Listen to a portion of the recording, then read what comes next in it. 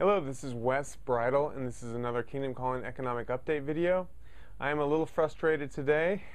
I shot these videos earlier in the week, and we had a corruption issue.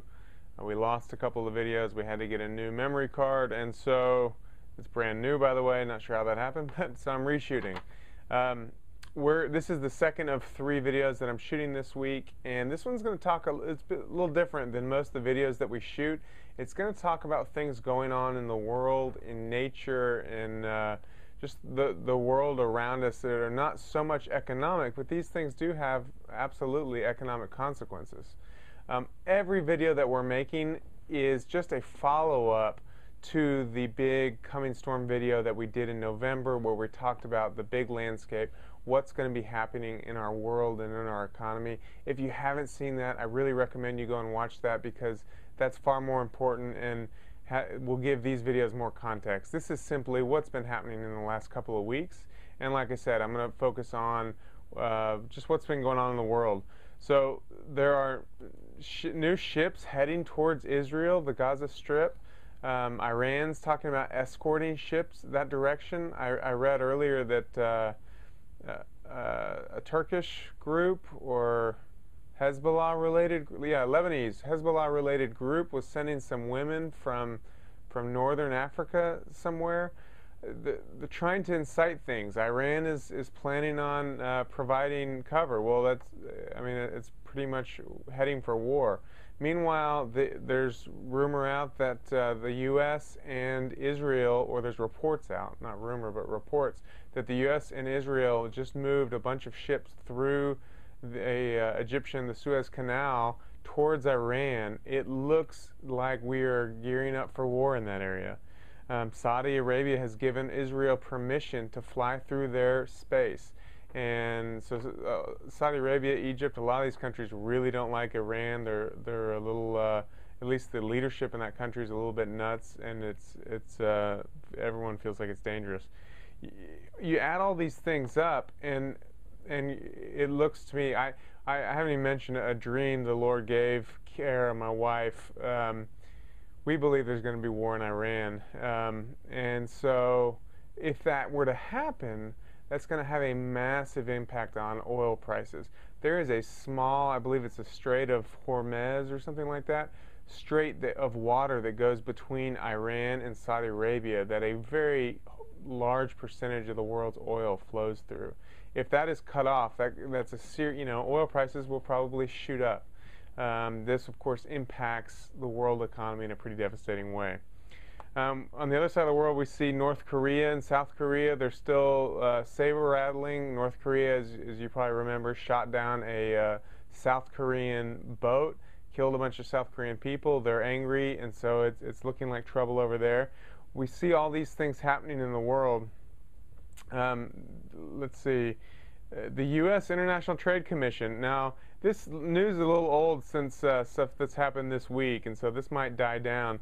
But they were recommending a 15, I think it was 0.7% tariff on steel against China. That kind of thing really upsets China, and so China has just allowed their yuan to float a little bit, so that might appease them, and that this might not happen. But again, if we tick them off, if a trade war starts, that's going to be devastating for world economics. Germany plans to save 80 billion euros. They're planning austerity measures for their own selves. This is smart. They have much better books than the United States has, or most of Europe has. And they're taking leadership in this, and they're really tightening their belts. Unfortunately, America is not keeping up with that. We aren't going along with that. Which is foolish of us. They understand what happened to their country 80 years ago, making the same mistakes that America is making now and that a lot of Europe is making. They made these mistakes and they paid for it horrifically. So they still, as a people, remember what that happens when you go down that road, and they are not going down that road. Unfortunately, what happens, it's not just Germany, but France, Greece, Ireland, Spain, Italy, Britain. They have all said that they are cutting back in one way or another with these austerity plans. What this does, though, it's good. This should be done. The problem is we've gone so far down the road to self-destruction that when they pull back, it means a lot less money into the economy, which means recession. And also, there was a survey of 25 London economists. 12 of them felt like the euro would not survive 5 years.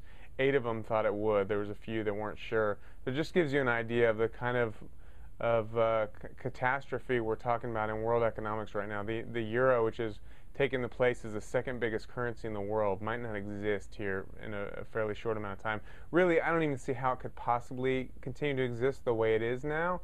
Something has to change. There might still be a euro, but it might be with half as many countries involved, or it could mean in the other extreme, all these countries, I don't see this happening, but this is one way to fix it, that they get together with their fiscal policy as well as their monetary policy, so those two are linked up, because it doesn't work right now that each country has their own budget and yet they have the same currency, and that's where they are, and it's not working. So let me move to trouble in nature. NASA's heliophysics division said that we've been in a quiet sun period for a long, I didn't read how long, but I'm guessing decades, centuries, I don't know, and that we're entering a period of a lot more solar activity. And they were talking about the fact that we are in a world now where we're very dependent on technology, communication, things that are going to be affected by this solar activity. So it'll be interesting to see if this actually happens, but this is in line with what my understanding is, that we're going to go through some very difficult times. This is not just economic. Most of these videos we put out are solely economic. But we've seen the earthquakes, we've seen the volcano. There's going to be a lot more of these things that cannot be explained by economics that are going to be very disruptive to our world. And BP is out there drilling relief wells. I've read all kinds of theories about what's going to happen from all kinds of different extremes. I've got all kinds of people going through. I'm not in my normal economic update office. Somebody was meeting in that one today, and so if you've seen the coming storm, you might recognize this office, but I've got glass on the other side, so I get to see people running through the hallway here. But BP is working on these relief wells, and if they are successful at doing this, then great, it works. But I've read a lot of scientists who believe the casing, because the pressure is so incredible down there, the pressure that all this oil and gas is coming up at, it will have destroyed the casing by now, and it's impossible for this to work, and that there's going to be no end to this oil. I've also read just incredible reports about what's going to happen when hurricanes blow through and blow all this toxic material into where people live. I've read even more incredible reports than that. I don't know which of these things are true, but obviously this is a very devastating thing. When I first heard about this oil spill, I just thought, whatever, it's an oil spill. But the more you look into this, the more you see it's a potentially catastrophic thing for our world.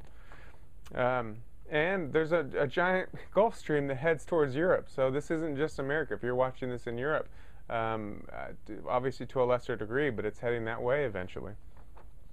BP has revealed that it could be up to 100,000 barrels a day that's leaking. It's a massive amount of oil. Simmons, I think his name is Matt Simmons, has gone out and said 40% of the Gulf has oil in it, which is kind of hard to believe, but they're talking about massive amounts. And then the last thing, I'll put this in the next one, but thanks for watching this. This is just, again, a little bit about what's going on in nature, whether it's man-caused or seemingly man-caused, or things that are absolutely outside of the control of man. But circumstances are coming about, not just economic, that are going to be a real shaking for this world. And many of these things have economic consequences. Again, war may not seem economic, but when the price of oil doubles because of war, that's very economic. And so a lot of these things, we saw how the volcano went off and trade shut down in Europe for a while. These things are absolutely going to affect us from all angles. Again, if you haven't seen The Coming Storm, please check that out because it's free. It's going to give you an idea of what's going on. And if you have any questions on anything, please feel free to give me an email. Thanks, and God bless you.